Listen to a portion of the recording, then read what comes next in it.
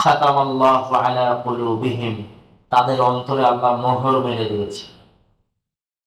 অন্তরে কিভাবে মোহর মারা হয় জানেন? জানেন না? কেউ বলতে পারবেন? অন্তরে মোহর মারার ধরন হচ্ছে, আমরা যখন দুনিয়াতে আসি তখন আমাদের অন্তর সাদা স্বচ্ছ পানির মতো পরিষ্কার থাকে। বৃষ্টির পানি যেমন টলটল স্বচ্ছ পরিষ্কার এরকম থাকে আমাদের অন্তর। তারপরে যখন একটা গুনাহ করি তখন একটা কালো দাগ পড়ে। একটা গুনাহ মানে একটা কালো দাগ। এবার এই একটা কালো দাগ মুমিনের কাছে মনে হয় হিমালয় পাহাড়, আর মুনাফিকের কাছে মনে হয় তো মাছি উড়ে গেল, মারলাম সরে গেল। তো যে মুনাফিক সে আরো গুনাহ করে, আর যে মুমিন ওর মাথার উপর মনে হয় বোঝা। ও তখন তওবা করে, ইস্তেগফার করে, চোখের পানি ফেলে ফিরে চলে আসে। কালো দাগটা মিটে যায়, আবার আগের মতো স্বচ্ছ টলটলে হৃদয়। আর মুনাফিক তওবা ইস্তেগফারের ধার ধারে না, এটা তো ছোট গুনাহ, এতে করে সবাই করে, আমি করলে সমস্যা নেই। আমার ১০-১২ জন বন্ধু সবাই তো গান শোনে, আমি শুনলে সমস্যা, সবাই তো দেখে, আমি দেখলে সমস্যা।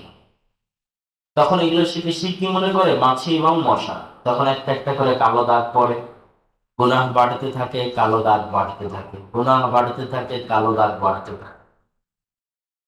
একটা পর্যায়ে গিয়ে রাসূলুল্লাহ সাল্লাল্লাহু আলাইহি ওয়াসাল্লাম বললেন যে, চুলায় তোমরা রান্না করো বাড়িতে, ওই চুলার ও যে পাতিলে রান্না করো, ওই পাতিলের তলাটা যেমন কালো হয়ে যায়, পাতিলটা উল্টিয়ে দাও। উল্টিয়ে দিলে পাতিলের তলাটা কেমন দেখায়? এটাই মানুষের হৃদয়, যেটা খাতামাল্লাহু আলা কুলুবিহিম, যেটার উপর মোহর মারা হয়ে গেছে, এটাই সেই হৃদয়। যেই পাতিলের তলা আপনি ধননি কালো কুচকুচে, সেই পাতিলটা উল্টিয়ে দিলে আপনি দেখতে পাবেন কোন হৃদয়? ওটা ওই হৃদয় যেখানে কালো দাগ পড়তে পড়তে পড়তে পড়তে পড়তে পড়তে কি হয়ে গেছে? মোহর মারা হয়ে গেছে। এই জন্য গুনাহকে ছোট করে দেখতে হয় না, এবং গুনাহ করার পরে তওবা ইস্তেগফার করে ফিরে আসতে হয়। সম্মানিত উপস্থিতি, আমরা বলছিলাম এই কোরআন যে শিখতে হবে এবং বুঝতে হবে। এটা শিখে নেয় এবং বোঝার চেষ্টা করে না যারা, তাদের অন্তরে মোহর মারা আছে। প্রত্যেক মুসলমানের উপর কোরআন শিখা ফরজ, প্রত্যেক মুসলিম সন্তানের উপর কোরআন শিখা ফরজ। প্রত্যেক মসজিদে কোরআন শিক্ষার ব্যবস্থা রাখতে হবে। আপনার এই মসজিদে আছে, আশেপাশের মসজিদে নাই, আপনারা দাওয়াতি কাজ করবেন যেন আশেপাশের মসজিদে থাকে, চালু হয়। এই মসজিদেরটা যেন আরো চাঙ্গা হয়। শুধু ছোট বাচ্চারা নয়, মুরব্বীদের কোরআন শিখতে হবে না? হবে না বলেন? কেন মুরব্বীদের কোরআন শিখতে হবে? প্রথম কোরআন যখন অবতীর্ণ হয়েছিল তখন ছোট বাচ্চারা আগে শিখেছিল না মুরব্বীরা আগে শিখেছিল? মুরব্বীরা আগে শিখেছে। কেন? আল্লাহর নবীর নিজের বয়স তো ৪০, আল্লাহর নবীর স্ত্রী খাদিজার বয়স ৫৫, মানে প্রথম যেই দিন আসে, তাহলে তার ৫-১০ বছর পর যদি ধরেন, তথা ১০ বছর পর যদি মদিনায় আসে, তাহলে তখন আল্লাহর নবীর বয়স ৫০, আর ততদিনে তো ওনার স্ত্রী মারা গেছে। তো ততদিনে যদি আর যারা সাহাবী ছিল আল্লাহর নবীর, যেমন ওমর, আবু বকর, উসমান, তালহা, জুবাইর, আব্দুর রহমান বিন আউফ, যারা মারা যায়নি, শহীদ হয়নি, তারাও তো কাছাকাছি এরকমই হবে। আল্লাহর নবীর চাচা হামজা, আব্বাস, তাদের বয়স কম হবে না বেশি হবে? বেশি হবে। তাহলে যারা প্রথম জেনারেশন, প্রথম প্রজন্ম যারা কোরআন শিখেছে, তারা আপনাদের মতো বৃদ্ধ ছিল। তারা আপনাদের মতো বৃদ্ধ অবস্থায় কোরআন শিখে, কোরআন বুঝে, যুদ্ধ করে শহীদ হয়ে গেছে। আপনাদের মতো যখন বৃদ্ধ তখন। সম্মানিত উপস্থিতি, তাহলে কোরআনের ক্ষেত্রে বয়সের কোনো অজুহাত চলবে না। কোরআন না শিখে মারা যাওয়া যাবে না, এটা হলো শেষ কথা। যেমন মুসলমান না হয়ে মারা যাবে না, ঠিক কোরআন না শিখে মারা যাবে না। যাতে মৃত্যুর সময় কোরআনের সাথে আপনার সম্পর্ক থাকে। কোরআন এই জন্য আসেনি যে আপনি মরলে মাদ্রাসার ছাত্ররা গিয়ে কোরআন পড়বে। কোরআন এই জন্য এসেছে বেঁচে থাকতে আপনি কোরআন পড়বেন। বুঝেননি মনে হয়? যে আমি মরে গেলাম, মাদ্রাসা থেকে ছাত্র ভাড়া করে নিয়ে এসে আবার কোরআন পড়লো, এই ব্যবসা ইসলাম সমর্থন করে না। কোরআন আপনার কাছে পাঠানো হয়েছে বেঁচে থাকতে আপনি পড়বেন। আপনি বেঁচে থাকতে কোরআন পড়লেন না, মরার পর টাকা দিয়ে ছাত্র ভাড়া করে হক আদায় হবে না। কোরআন ওই টাকা দিয়ে ছাত্র ভাড়া, কোরআন আপনার পক্ষে সাক্ষী দিবে না। কোরআন আপনি পড়েছেন কিনা এটার সাক্ষী কিয়ামতের মাঠে আল্লাহর কাছে। তার বাড়িতে, তার ঘরে, তার মসজিদে সব জায়গায় সুযোগ ছিল, তবুও সে সেটাকে গুরুত্ব দেয়নি। সম্মানিত উপস্থিতি, আর দাওয়া ইলাল্লাহর পক্ষ থেকে মসজিদ ভিত্তিক যে আমাদের দাওয়াতি সফর, এই দাওয়াতি সফরের মূল লক্ষ্য এবং উদ্দেশ্য হচ্ছে বক্তব্য, কোরআন শিক্ষা কার্যক্রম পরিচালনা করা। আমরা মনে করি কোরআন আল্লাহর বাণী, যেমন তাওরাত, জাবুর, ইনজিল আল্লাহ সুবহানাহু ওয়া তাআলার বাণী। কোরআন রহমত এবং বরকতের উৎস। কোরআন রহমত এবং বরকতের সবচেয়ে বড় উৎসগুলোর একটি। কোরআন অনেক শক্তিশালী। কোরআন মুসলিম উম্মাকে উপরে নিয়ে যেতে পারে, নিচে নামাতে পারে। মুসলিম উম্মা যদি সর্বোন্নত হয় কোরআনের বরকতে, সবচেয়ে নিচে নেমে যায়, সেটাও কোরআনকে অবমূল্যায়ন করা। মুসলিম উম্মার উপর আল্লাহর আযাব এবং গজব আসতে পারে কোরআন পরিত্যাগ করার কারণে। ইন্নাল্লাহা ইয়ারফা'ু বিহাযাল কিতাবি আকওয়ামান ওয়া ইয়াদউ বিহি আখারিন। এই কওমের একদল মানুষকে আল্লাহ উপরে উঠিয়ে দিবেন কোরআনের কারণে, নিচে নামিয়ে দিবেন কোরআনের কারণে। মানে কোরআনকে মূল্যায়ন করবে, উপরে উঠবে, কোরআন মূল্যায়ন করবে না, নিচে নামবে। আর এই উম্মতের উপর আযাব এবং গজব আসবে কোরআন পরিত্যাগ করার কারণে। আযাব এবং গজব মানে আল্লাহর ভূমিকম্প নয়, আযাব এবং গজব মানে নূহ আলাইহিস সালামের বন্যা নয়, আযাব এবং গজব মানে লূত আলাইহিস সালামের মতো সব। এই উম্মতের উপর আযাব এবং গজব মানে হালাকু এবং চেঙ্গিস খা বাগদাদে ঢুকে লক্ষ মুসলমানকে জবাই করে মিনার বানালো, এটা আল্লাহর আযাব এবং গজব। এই উম্মতের উপর আযাব এবং গজব মানে স্পেন থেকে মুসলমানেরা নাই হয়ে গেল, এটা আল্লাহর আযাব এবং গজব। আল্লাহর আযাব এবং গজব মানে রোহিঙ্গাদের সাথে কি হচ্ছে, আল্লাহর আযাব এবং গজব মানে ফিলিস্তিনিদের সাথে কি হচ্ছে। এই উম্মতের উপর আযাবের ধরন এটাই। বিধর্মীদের উপর বিধর্মীদের চাপিয়ে দেওয়া হবে আমাদের উপর, আমরা যদি কোরআনকে মূল্যায়ন না করি, আল্লাহ নবীর সুন্নাত এবং আল্লাহ সুবহানাহু ওয়া তাআলার দ্বীনকে মূল্যায়ন না করি। এটাই রাসূল সাল্লাল্লাহু আলাইহি ওয়াসাল্লাম হাদিসে বলে গেছে। সম্মানিত উপস্থিতি, কোরআনের ফজিলতগুলোর মধ্যে অন্যতম একটি ফজিলত হচ্ছে ইন্না আহলাল্লাহ আহলুল কোরআন। আল্লাহ সুবহানাহু ওয়া তাআলার সবচেয়ে নিকটবর্তী, সবচেয়ে কাছে, সবচেয়ে ক্লোজ হচ্ছে তারা যারা রাতে ঘুমায় না, কোরআনের ভালোবাসে। তাতাজাফা'ল মাদাজি', যাদের পার্শ্বদেশ আলাদা হয়ে যায় কোরআনের মহব্বতে। রাতের ঘুম ভেঙে গিয়ে তারা আল্লাহর কোরআন পড়ে, আল্লাহর কোরআন বুঝার চেষ্টা করে। আল কোরআন হুজ্জাতুল লাকুম ওয়া আলাইকুম। কিয়ামতের মাঠে আপনার হাত আপনার পক্ষেও যেতে পারে, বিপক্ষেও যেতে পারে।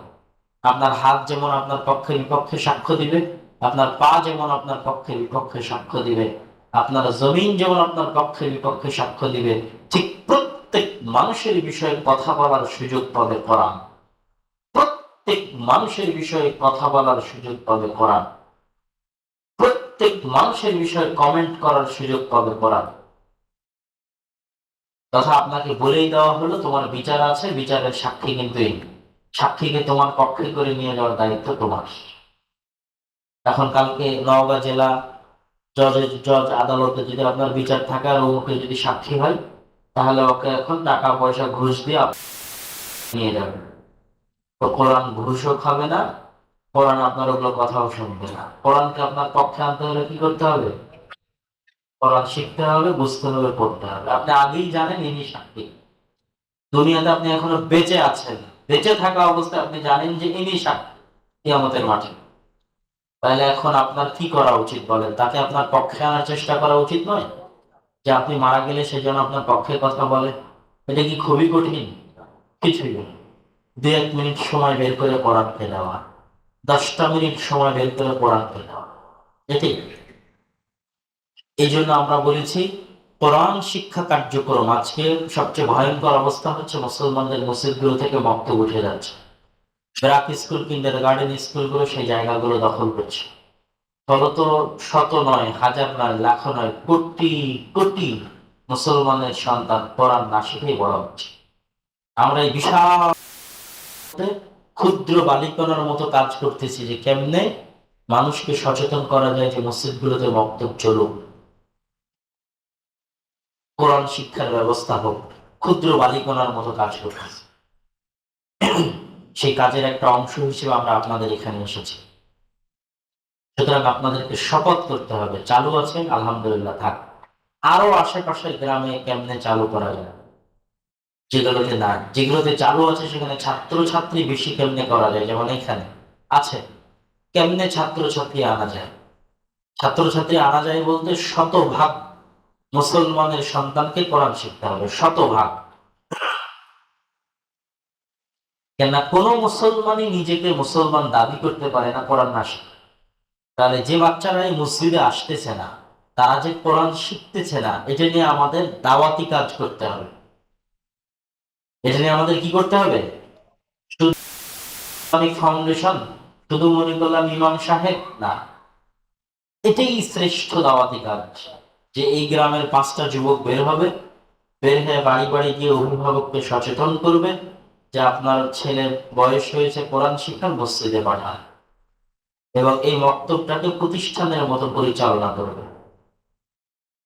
এই দাওয়াতি কাজের খুবই খুবই প্রয়োজন আছে, যেখানে আমরা নিজেরা কোরআন শিখবো আর 10 জনকে কোরআন শেখানোর জন্য চেষ্টা করব, এবং কোরআনের হালাকা গড়ে তুলবো, যে এখানে আমরা সবাই মিলে 5 জন 10 জন মিলে কোরআন শিখবো, মরমে হালাকা গড়ে তুলবো।